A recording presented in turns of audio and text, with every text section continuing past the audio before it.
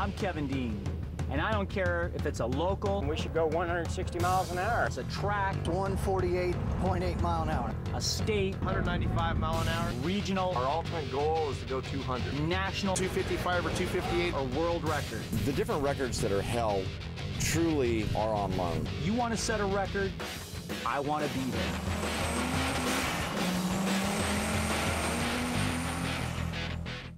I promised you a look at a Viper that runs over 200 miles an hour.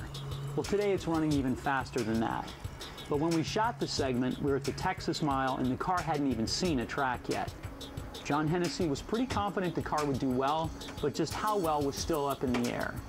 His crew used every available technology to tune the car and to make it run as fast as possible. But neither the base car nor the tuning are for the meek of wallet.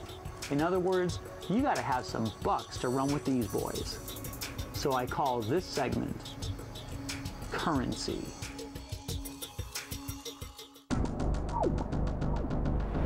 Dodge offers a complete race car from Dodge. You can just order it from the dealer. Comes race ready, but it doesn't have any kind of the horsepower that we're running. The factory competition coupe comes with a full aero package, a big splitter in the front, a big wing in the rear to add downforce going through turns. Our purpose with this vehicle is just simply going in a straight line.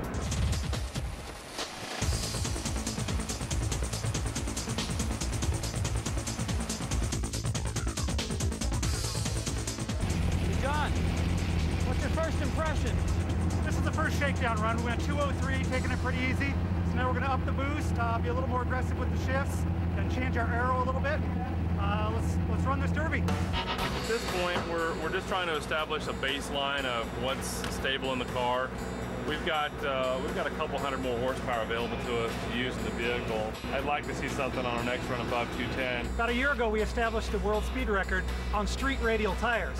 A lot of guys out here today, they have slicks. We've got Michelin Pilot Sport 2s. These are a tire that come factory on the Porsche Carrera GT. If we had racing slicks on here, obviously the car would be much quicker, but we're trying to set the world record on radial tires that the average guy can buy.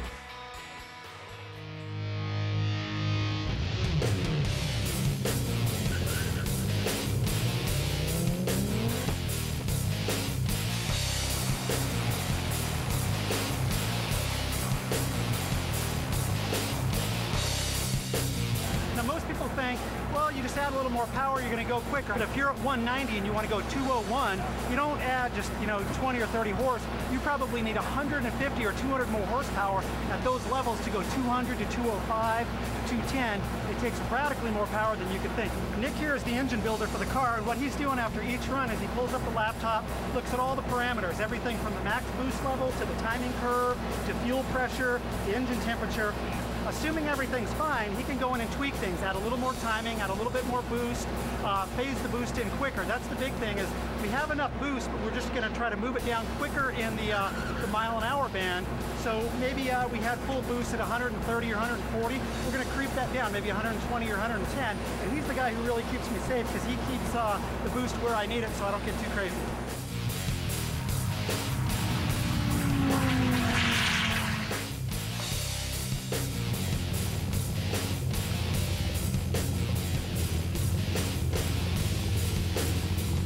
Not too shabby.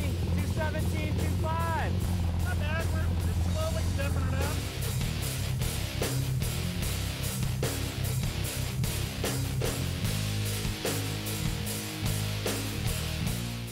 A bunch of guys get together with a 2003 Dodge diesel, 210,000 miles on it, add some aftermarket parts, little engine modification, and try to break the record of 141 miles per hour. I call this segment X. Well, my name's Greg Hogue. I'm driving for the Kirk and Manuel Racing diesel truck. We're going to run C diesel truck this weekend. It is Diesel Power Magazine's Project X Diesel. The premise of this was to take a 3/4 ton diesel truck and turn it into something more along the lines of what the average reader would do or want to do if they took it to the extreme without getting too exotic. The existing record was 130 miles an hour. The frontal area of this truck's more like a brick. So we figure we're down somewhere in the neighborhood of 5,600 pounds. truck. We just raised the record from 130 miles an hour to 143, 198. I was really conservative. I was unsure. It's the first time I've done this kind of event.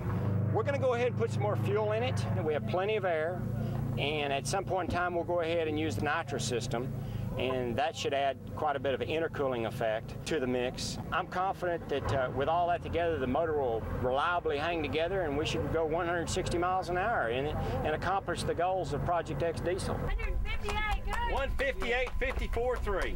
Oh man, I'm proud of that. Let's do it again. Let's do it again. Now let's throw some nitrous to it.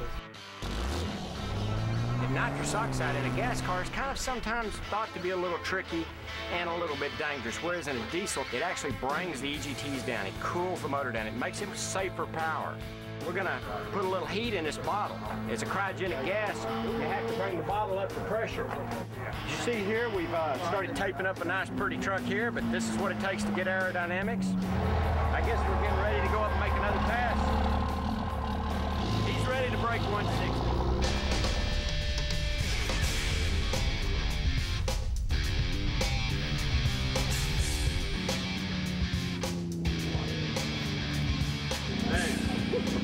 Great run that time. 161 and 7 thousandths.